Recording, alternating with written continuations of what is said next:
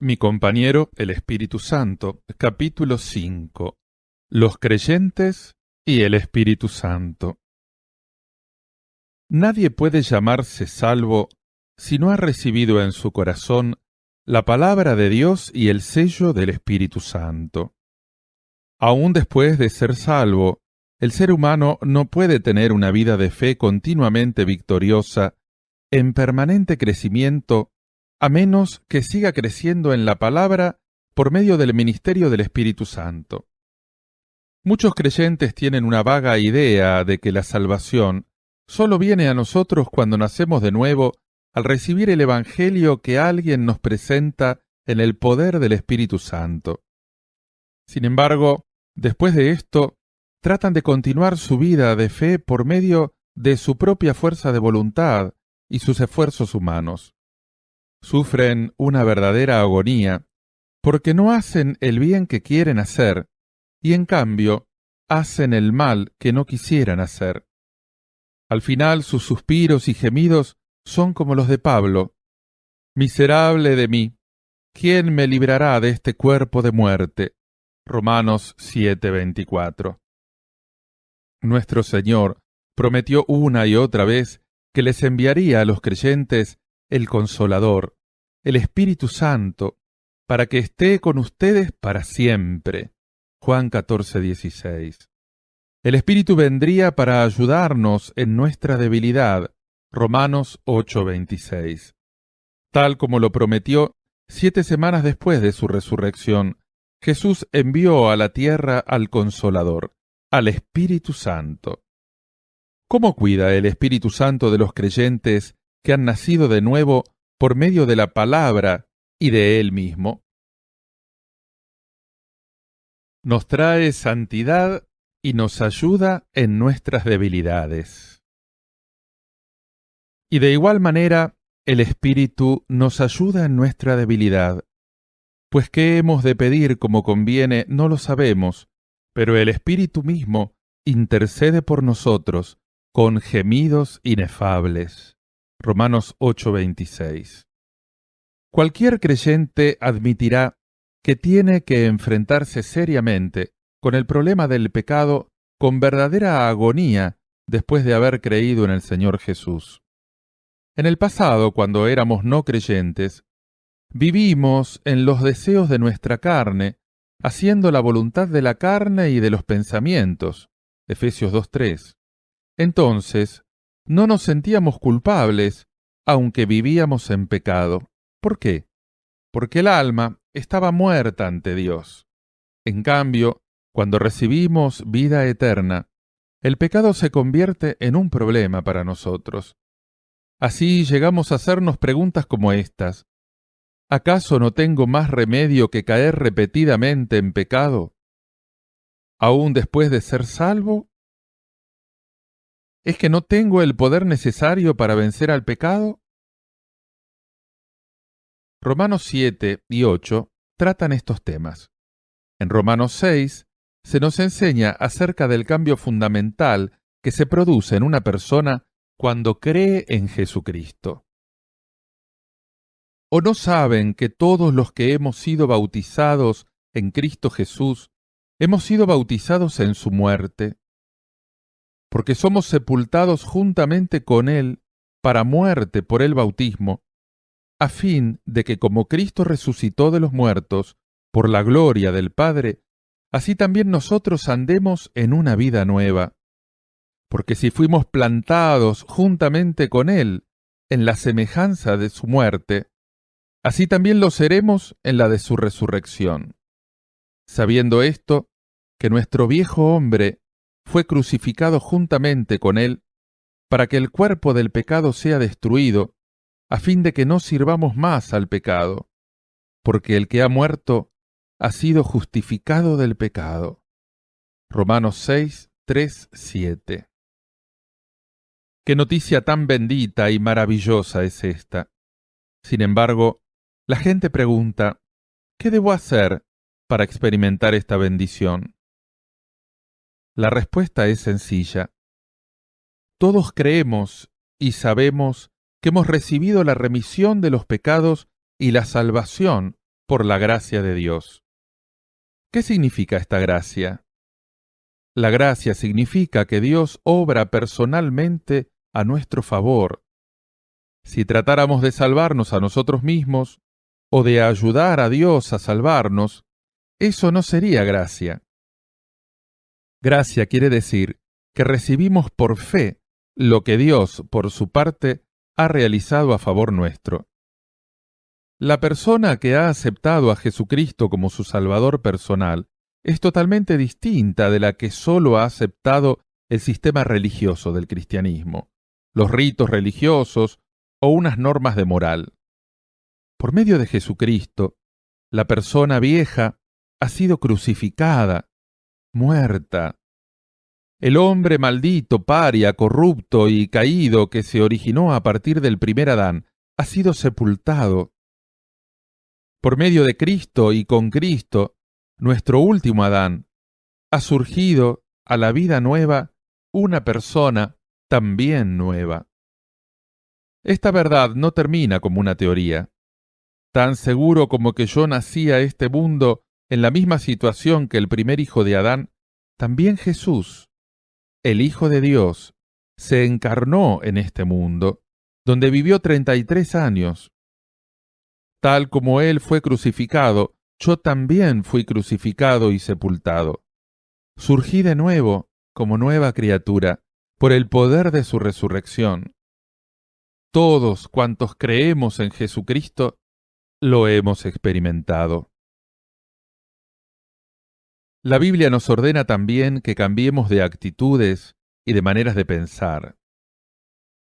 Así también ustedes considérense muertos al pecado, pero vivos para Dios en Cristo Jesús, Señor nuestro. Romanos 6:11. Tenemos que creer que si alguno está en Cristo, es una nueva criatura. 2 Corintios 5:17. Se preguntará por qué Pablo agoniza aún en Romanos 7 con la cuestión del pecado, siendo así que en el capítulo 6 habla de haber muerto por medio de Cristo, haber sido sepultado y después haber resucitado como hombre nuevo y justo. La razón es sencilla. Después de morir al hombre viejo y resucitar al nuevo, éste depende totalmente del poder y los méritos de Cristo. Sin embargo, por no comprender realmente su estado regenerado, cae de nuevo en las ataduras.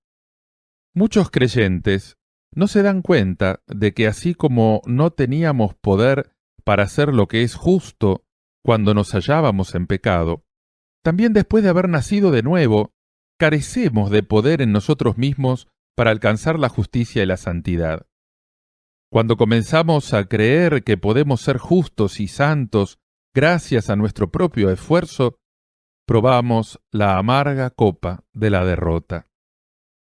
Los descendientes de Adán han seguido aferrados a la idea de que podía hacerlo todo él solo, y así lo haría.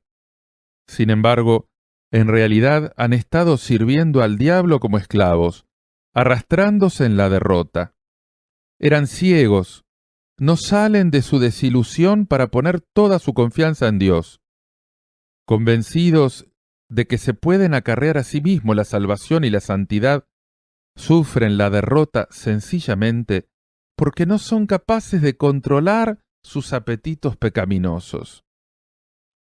Me imagino al creyente de Romanos 7 peleando una batalla sangrienta contra dificultades gigantescas para llevar una vida justa y santa, tratando de guardar la ley, pero engañado por el sutil demonio del yo. Está tan centrado en sí mismo que usa el pronombre de primera persona 40 veces en este capítulo solamente. ¡Qué persona tan orgullosa! Con todo, al final, la palabra de Dios nos hace darnos cuenta de una clara verdad. Es imposible que podamos vencer solos nuestros pecados. El escritor termina diciendo, miserable de mí, ¿quién me librará de este cuerpo de muerte? Romanos 7:24. La respuesta a esta pregunta es sencilla, aunque con frecuencia solo se llega a comprender después de fuertes pruebas. Así como la salvación nos llega únicamente cuando confiamos en los méritos del Señor, también la vida de justicia y santidad aparece solo cuando nos apoyamos en el poder del Señor resucitado que habita dentro de los creyentes. En Romanos 8, el apóstol expresa con claridad la respuesta a su propia pregunta: ¿quién me librará? Ahora, pues, ninguna condenación hay para los que están en Cristo Jesús, los que no andan conforme a la carne, sino conforme al Espíritu. Porque la ley del Espíritu de vida en Cristo Jesús me ha librado de la ley del pecado y de la muerte. Romanos 8, 1, 2. Pablo nos está diciendo que la victoria es de los que no luchan en el ámbito de sus propios esfuerzos. Los que hemos recibido nueva vida en Jesús, quien ha aplastado al pecado, la muerte, el demonio y la maldición, debemos confiar plenamente en Él, que es vida, justicia y santidad. Cuando hagamos de Él nuestra justicia y santidad personal, la ley del Espíritu de vida, que se nos revela y se nos da por medio de Él, nos libera por completo de la ley del pecado y de la muerte. Cuando nacimos de nuevo, nuestra dirección en la vida y nuestra razón de vivir fueron transformadas. La Biblia dice: porque en cuanto murió, al pecado murió una vez por todas, mas en cuanto vive, vive para Dios. Romanos 6:10. Debemos tener siempre presente que la vida de Cristo no es la vida para el yo. Al contrario, de principio a fin, es una vida vivida para Dios. Recordemos que Adán solo vivió para sí mismo. La consecuencia fue que se convirtió en siervo del diablo, la personificación del orgullo. La razón por la que hay cristianos nacidos de nuevo que siguen creyendo en los engaños de Satanás es que insisten en seguir viviendo para sí mismos en lugar de vivir para Dios. Mientras estemos engañados de esta forma, viviendo para nosotros mismos, nunca podremos escapar de la lujuria y del pecado. En cambio, cuando pongamos como primera prioridad el agradar a Dios en todas las cosas y hacer su voluntad, cuando la palabra de Dios nos haga darnos cuenta de que somos nuevas criaturas, que estamos vivos para Dios en Cristo Jesús, Romanos 6:11, el Espíritu Santo nos dará la capacidad necesaria para producir en abundancia el fruto de la justicia y la santidad. Santidad significa apartarse del pecado y estar de acuerdo con Dios. Si nos alejamos de algo, vamos hacia algo. Si nos apartamos del pecado, no debemos servirnos a nosotros mismos, sino servir a Dios por entero. Mientras pasamos por este proceso, se va quebrantando poco a poco el egoísmo de confiar en nuestros propios esfuerzos y de servirnos a nosotros mismos. Cuando una persona pone su confianza en el poder de Cristo resucitado que lleva dentro, y vive solo para agradar y servir a Dios, el Espíritu Santo, el Espíritu de la santidad de Dios, llena a esa persona con una gracia de santidad más profunda, haciéndola acercarse a Dios cada vez más. Por medio del Espíritu Santo, Dios llega a nuestro interior y por la obra de su gracia en nosotros, nos libera personalmente de la ley del pecado y de la muerte y nos capacita para guardar su ley. No solo nos ha dado esa ley, sino que nos da el poder necesario para guardarla, por medio de la presencia del Espíritu Santo dentro de nosotros. Esto es la gracia. Por eso dice el apóstol Pablo en Gálatas 2:20, con Cristo estoy juntamente crucificado, y ya no vivo yo, sino que Cristo vive en mí.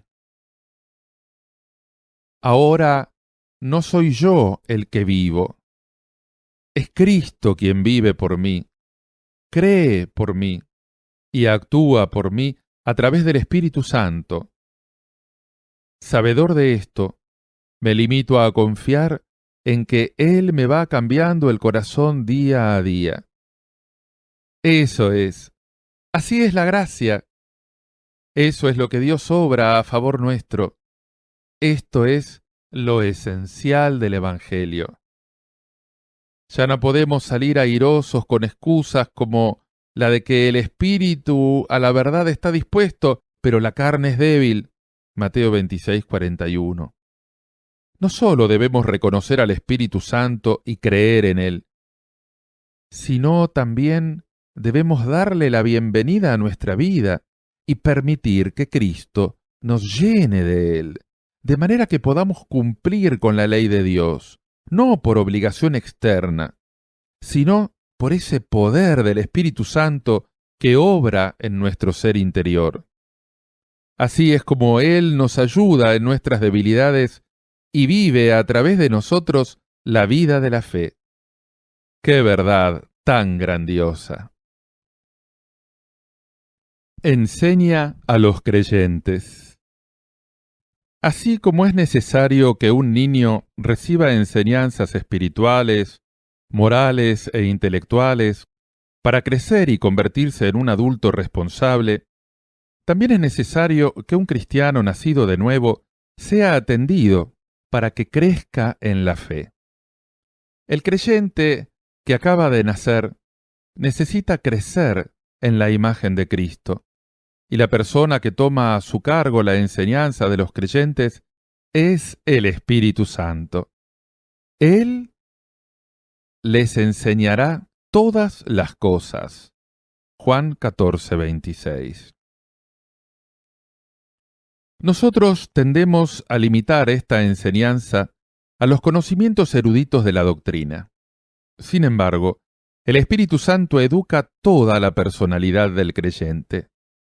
Antes de entrar en el mundo de la fe, toda nuestra educación era humanista y aprendida a través de los sentidos.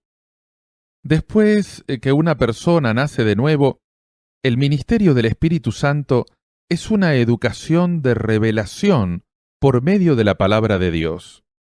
Las enseñanzas del Espíritu Santo siempre conducen a los creyentes hacia las lecciones que deben aprender.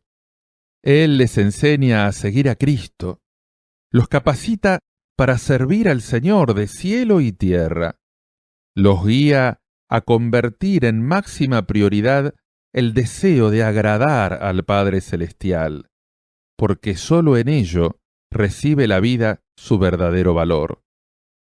Sólo al agradar al Padre encuentra una persona su verdadera identidad, al mismo tiempo que encuentra fe, esperanza y amor perdurables. La enseñanza espiritual del Espíritu Santo progresa de manera natural en todos los campos de nuestra voluntad humana, sentimientos e inteligencia. A través de nuestra voluntad y emociones, el Espíritu Santo nos lleva a ser semejantes a Cristo. A través de nuestro intelecto, obra para hacernos comprender los significados más profundos de la palabra de Dios. Jesús era al mismo tiempo Dios perfecto y hombre perfecto. Por consiguiente, en la naturaleza divina de Jesús sólo existía una belleza perfecta, pero su naturaleza humana necesitaba crecimiento. La Biblia reconoce esto al decir: «Y Jesús crecía en sabiduría y en estatura y en gracia para con Dios y los hombres». Lucas 2:52. El autor de Hebreos dice esto: «Y Cristo, en los días de su carne, ofreciendo ruegos y súplicas con gran clamor y lágrimas al que le podía librar de la muerte, fue oído a causa de su temor reverente, y aunque era hijo, por lo que padeció, aprendió la obediencia, y habiendo sido perfeccionado, vino a ser autor de eterna salvación para todos los que le obedecen. Hebreos 5, 7, 9. Como señala este pasaje, hasta Jesús, en su naturaleza humana, aprendió obediencia y fue perfeccionado por medio de diversas pruebas y sufrimientos, según la voluntad de Dios. También a nosotros los cristianos el Espíritu Santo nos tiene que enseñar de la misma manera, para que crezcamos y aprendamos de Él sobre la vida espiritual. La labor del Espíritu Santo, como maestro de los creyentes, se puede dividir en dos métodos fundamentales: por medio de la palabra de Dios y por medio de las experiencias de la vida. Antes que Jesús dejara este mundo, prometió repetidamente que el Espíritu Santo vendría para enseñarnos toda la verdad y para capacitar a los creyentes para comprenderla y soportarla. Juan 16, 12, 14. Estas promesas del Señor fueron cumplidas en la vida de los discípulos después de Pentecostés. Antes de Pentecostés, los discípulos no comprendían las verdades más profundas de las enseñanzas de Jesús. Después que Él fue crucificado y resucitó, su desconcierto iba más allá de toda descripción. Estaban tan desorientados que no sabían qué hacer. Sin embargo, después de haber sido bautizados en el Espíritu el día de Pentecostés, su vida dio un cambio drástico. No solo recordaban las enseñanzas de Jesús acerca del Espíritu Santo, sino que también llegaron a comprender el significado interno de la palabra misma de Dios. Asimilaron estas verdades en su propia vida y de esta manera pudieron crecer. Así nos sucede también a nosotros. Aunque tratemos con todas nuestras energías de estudiar y comprender la palabra de Dios, si nos gozamos de la ayuda del Espíritu Santo, quien a su vez hace nacer el anhelo de sus enseñanzas, solo podremos asirnos a palabras que no comprenderemos. Permaneceremos desorientados y llevaremos una vida estéril en la que faltará la profunda gratitud por la gloria de Dios que se puede obtener por medio de la fidelidad en la obediencia y el servicio de Dios. No podremos alcanzar todo nuestro potencial en Cristo a menos que el Espíritu Santo de la verdad nos conduzca a beber la leche y la miel verdaderas de la palabra, que es espíritu y vida.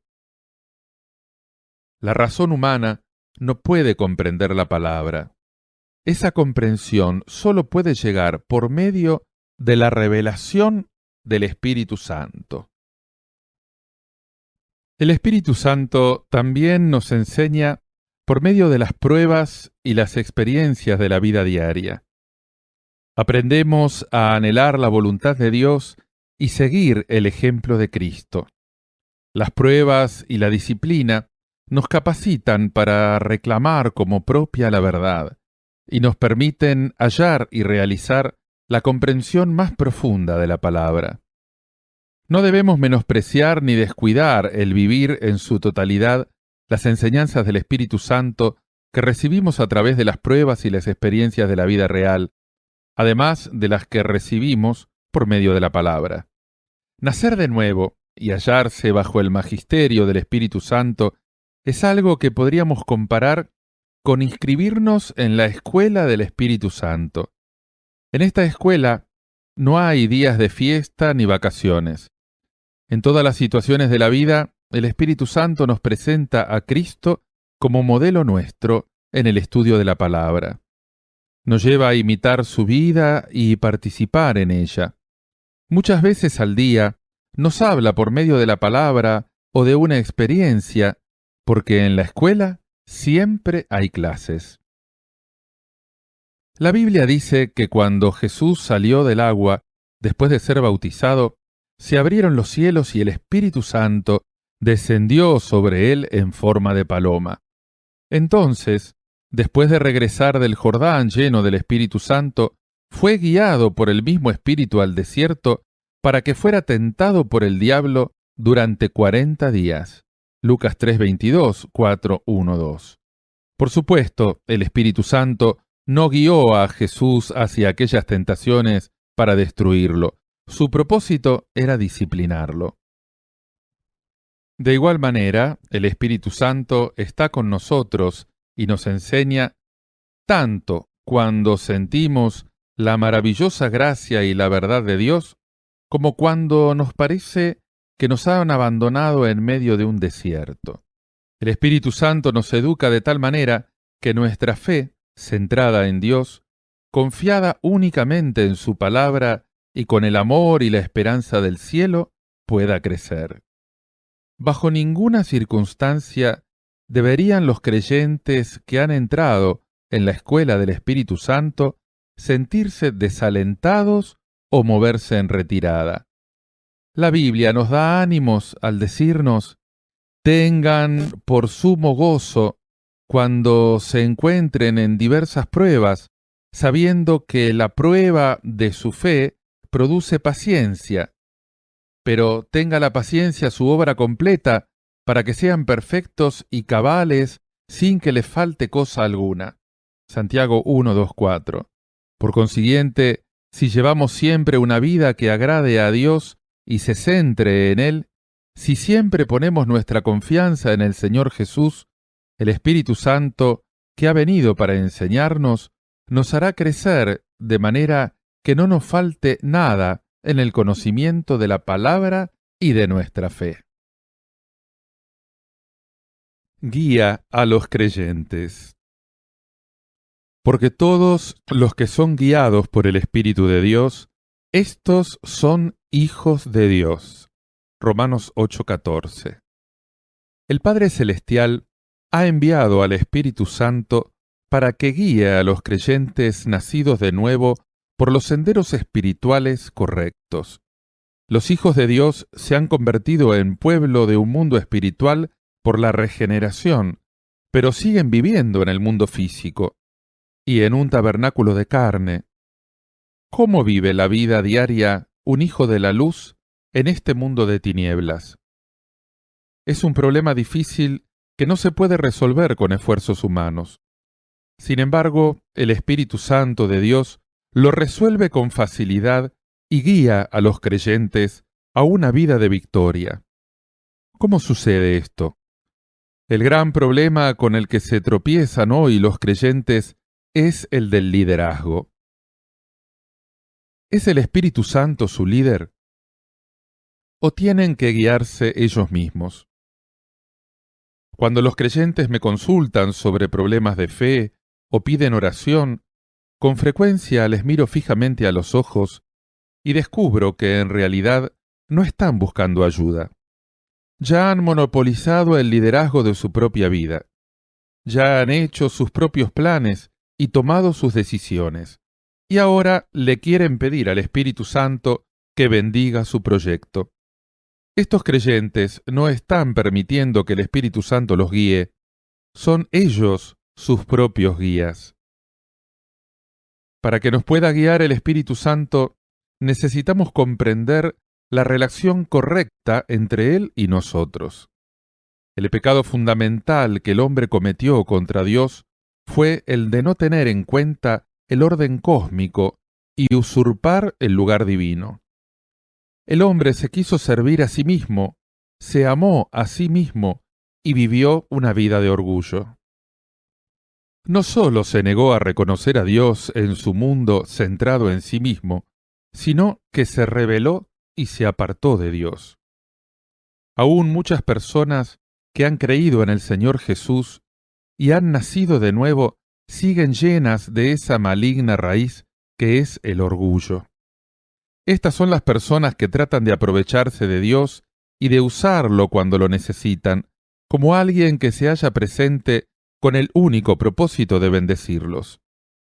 nunca podremos tener una comunicación satisfactoria con el Espíritu Santo si entendemos de una forma tan equivocada la razón por la que se halla en el mundo y en nuestra vida. Si queremos que Dios nos dirija de una manera maravillosa, no solo necesitamos creer en Jesús y recibir el perdón de nuestros pecados, sino que también le debemos permitir al Espíritu Santo que corte las raíces del orgullo con el hacha afilada del juicio. Entonces, debemos inclinarnos ante el trono, rendirnos completamente a Dios sin condiciones ni reservas de ninguna clase. Alma, mente, carne, vida, presente, pasado, futuro.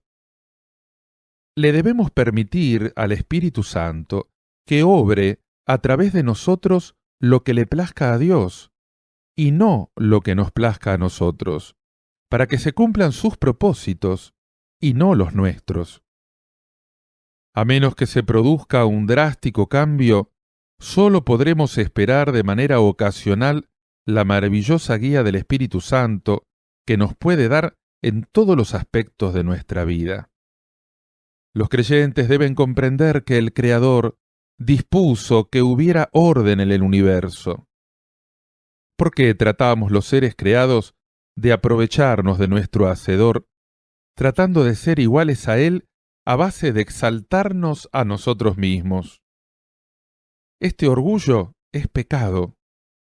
Trae consigo angustia y maldición. Cuando nos presentamos ante Dios, nunca debemos tratar de rebajarlo a nuestro nivel. A Dios ese orgullo le huele como un pedazo de carroña. A través de Cristo, Dios toma control de mi persona por el poder del Espíritu Santo, me limpia, quebranta mi orgullo y después realiza su obra por medio de mí. Ese es el secreto que hay en dejarse dirigir por el Espíritu. La declaración de fe del apóstol Pablo, ya no vivo yo, mas Cristo vive en mí, Gálatas 2:20, es el fundamento de la vida para los creyentes sinceros y genuinos. Cuando esperamos en Dios, actuando como Él, como siervos que se inclinan a los pies de su amo, Dios no trata de guiarnos con humildad. Toma posesión de nosotros y vive a través de nosotros.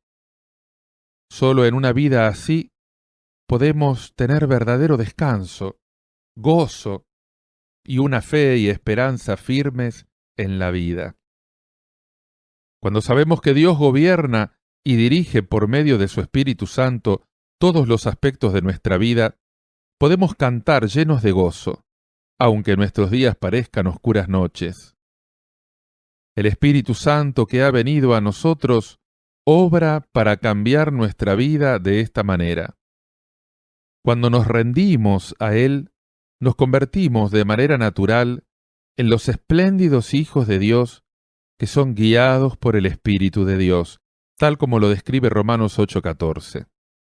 Además, todos los hijos e hijas reúnen las condiciones y capacidades necesarias para que los guíe el Espíritu de Dios. Alabado sea su nombre. Consuela a los creyentes. ¿Se ha sentido alguna vez destrozado por las preocupaciones de la vida? ¿Le ha parecido que está a punto de derrumbarse, pero entonces ha escuchado las afectuosas palabras de consuelo de parientes o amigos íntimos a quienes quiere? El consuelo es como el aceite que se echa en las heridas y da una valentía renovada. Con todo, el consuelo humano tiene sus límites. Hay un pozo sin fondo de desespero, donde no puede llegar ese consuelo humano. Hay momentos en que solo Dios nos puede alcanzar.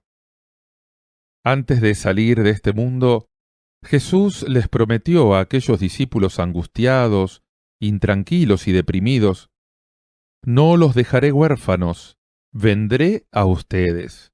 Juan 14:18. Mientras él se hallaba con sus discípulos, no era solamente su Señor que no les podía fallar, era el Consolador que los cuidaba. Les conseguía alimentos, los sanaba, los mantenía libres de los ataques del enemigo. Por eso, cuando los iba a dejar, los discípulos se sentían como huérfanos desconsolados. No comprendían su promesa. Yo rogaré al Padre y les dará otro Consolador para que esté con ustedes para siempre. Juan 14:16. Es aquí donde el Espíritu Santo recibe el título de Consolador. En el día de Pentecostés, todos los discípulos quedaron llenos del Espíritu Santo y comenzaron a hablar en otras lenguas según Él les daba que hablasen. Después de haber experimentado este maravilloso incidente, sus corazones se llenaron de consuelo, paz y valentía. El Espíritu Santo, el Consolador, estaba dentro de ellos. A partir de aquel día, sus corazones se pudieron sobreponer a toda sensación de soledad o de tristeza, de opresión o de desesperación, a pesar de que fueron insultados, golpeados y arrojados en prisiones. El Espíritu Santo estaba con ellos, proporcionándoles el incansable consuelo de Dios. Eran capaces de alabar a Dios aún en medio de las tribulaciones y las aflicciones. ¿Cómo pudo Esteban, el primero de los mártires, tener fe suficiente para bendecir a sus asesinos en lugar de maldecirlos? Porque su corazón estaba lleno de consuelo. ¿Cómo pudieron Pablo y Silas, golpeados, hambrientos y atados con grilletes en una prisión de Filipos, comenzar a cantar alabanzas de medianoche al Señor? Porque tenían el corazón desbordado con el consuelo del Espíritu Santo. ¿Recuerda el resto de la historia?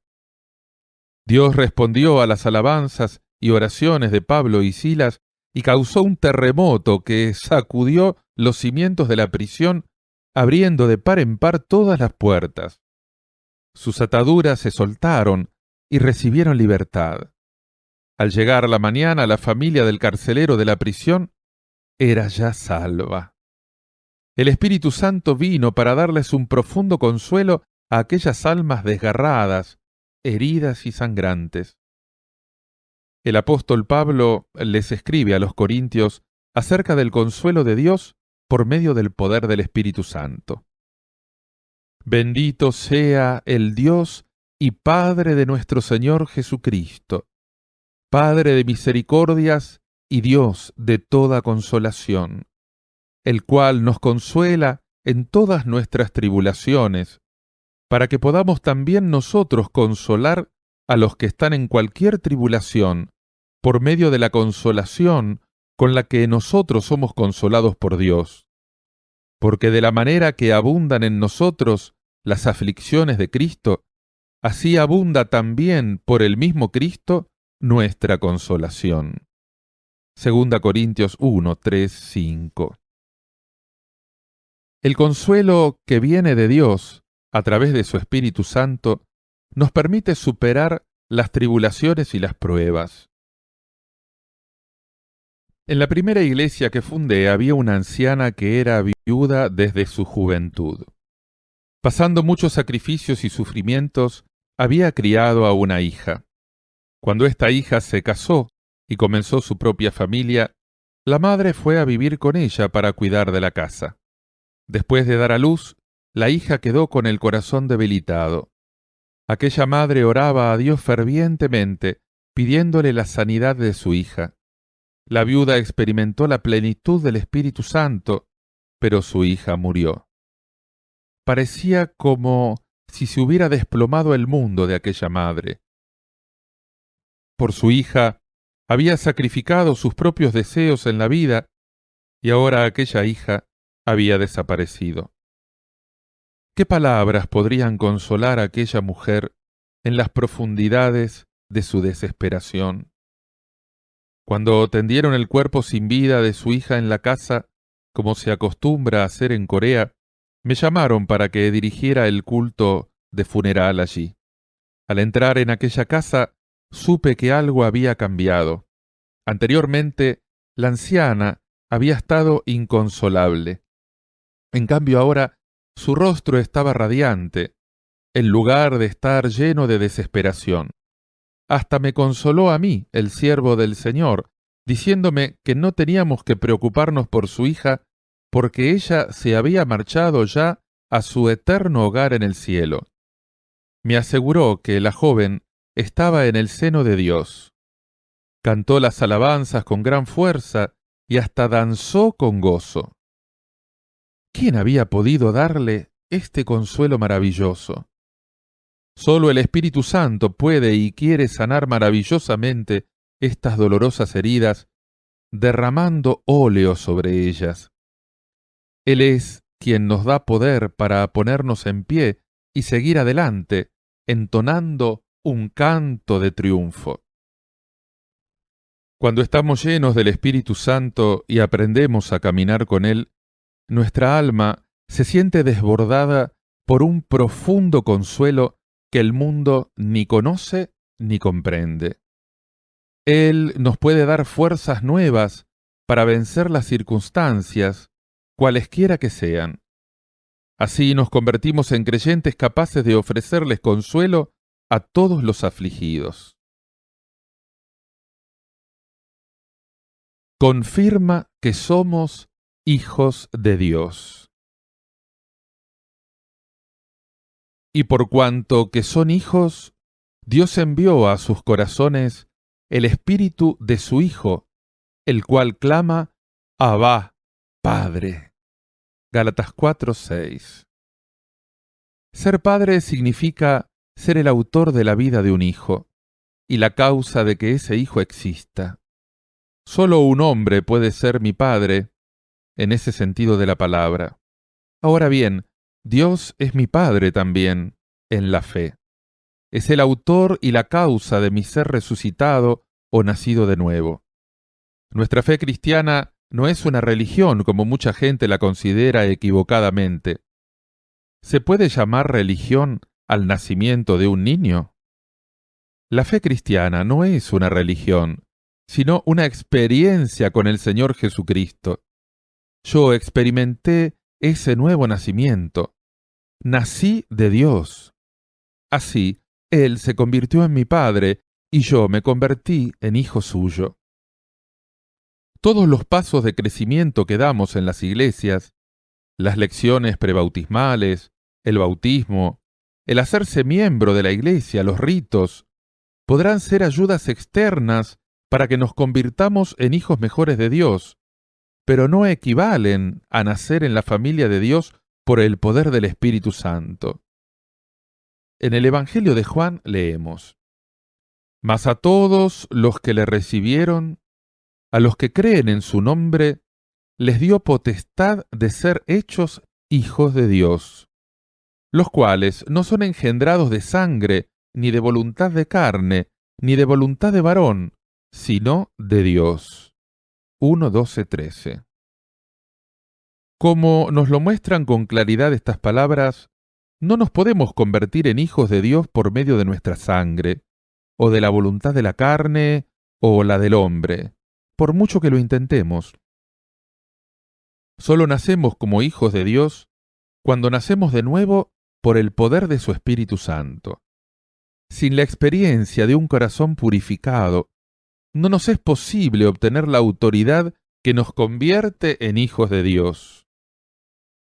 Santiago 1:18 dice: Él, de su voluntad, nos hizo nacer por la palabra de verdad, para que seamos primicias de sus criaturas. Se nace de Dios cuando se recibe a Cristo por su palabra y en el poder del Espíritu Santo. Hasta el mismo Jesús le dijo a Nicodemo: de cierto te digo, que el que no naciere de nuevo no puede ver el reino de Dios. Nicodemo le preguntó: ¿cómo puede un hombre nacer siendo viejo? ¿Puede acaso entrar por segunda vez en el vientre de su madre y nacer? Esta fue la respuesta de Jesús. De cierto te digo, que el que no naciere del agua y del Espíritu no puede entrar en el reino de Dios. Lo que ha nacido de la carne es carne, lo que ha nacido del Espíritu es Espíritu. Juan 3:6. Nacemos como hijos espirituales de Dios por medio de su palabra y con el poder del Espíritu Santo, de igual manera que nacemos de nuestros padres carnales, de quienes hemos recibido la vida física. Cuando nacemos de nuevo, el Espíritu Santo nos revela nuestra relación íntima con Dios, nuestro Padre. Una mujer que conozco muy bien me hizo en cierta ocasión el siguiente relato. Como su hermana no tenía hijos, envió a su propia hija a casa de la hermana para que ésta la adoptara. Sin embargo, la hija no le quería llamar madre a la tía. Por mucho que trataron de persuadirla para que dijera aquella palabra, no quiso hacerlo. Siempre hacía unos sonidos ininteligibles cuando se dirigía a su madre adoptiva. Puesto que rechazó el darle a su tía el título de madre, no pudo convertirse en hija adoptiva suya. El mismo vínculo de padre a hijo funciona en el mundo espiritual. Por medio de la palabra y del Espíritu Santo, llegamos a llamar a Dios Abba, Padre, porque así nos guía un instinto que se mueve dentro de nuestro corazón. La Biblia nos muestra con claridad que el Espíritu de Dios está haciendo su obra. En Romanos 8 leemos: «Pues no habéis recibido el espíritu de esclavitud para estar otra vez en temor, sino que han recibido el espíritu de adopción, por el cual clamamos Abba, Padre». El Espíritu mismo da testimonio a nuestro espíritu de que somos hijos de Dios. 15:16. En nuestro corazón, por revelación del Espíritu Santo, sabemos que Dios se ha convertido en nuestro Padre, y nosotros nos hemos convertido en hijos suyos. Esta seguridad no la producen los ritos de ninguna iglesia, sino el Espíritu Santo mismo, que viene a nuestro corazón y nos la revela. Sin la obra del Espíritu Santo, nos podríamos convertir en personas simplemente religiosas. No tendríamos esa seguridad de ser hijos de Dios, porque no son los ritos ni las ceremonias los que nos dan testimonio de ello, sino el Espíritu Santo de Dios. Hoy en día son muchas las iglesias frías, carentes de un amor fervoroso hacia Dios, porque sus miembros acuden a ellas simplemente como personas religiosas, sin tener en el corazón la convicción revelada por el Espíritu Santo de que Dios se ha convertido en su Padre. La verdad no se abre paso en nuestro corazón a base de poderío o fortaleza, sino por la revelación del Espíritu Santo cuando nacemos de nuevo.